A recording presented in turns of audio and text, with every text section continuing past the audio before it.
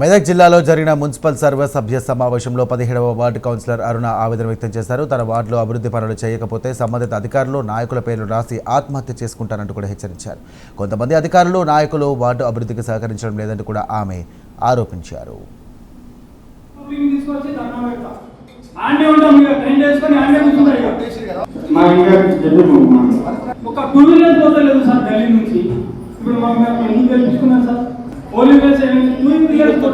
అంత కష్టం మీరు ఒకసారి రాండి సార్. మా మున్సిపల్ ఎవరు కింద బోర్డులో దిగి 2 కార్లు పెట్టి 2 చేతులతో లేపుతున్నారు.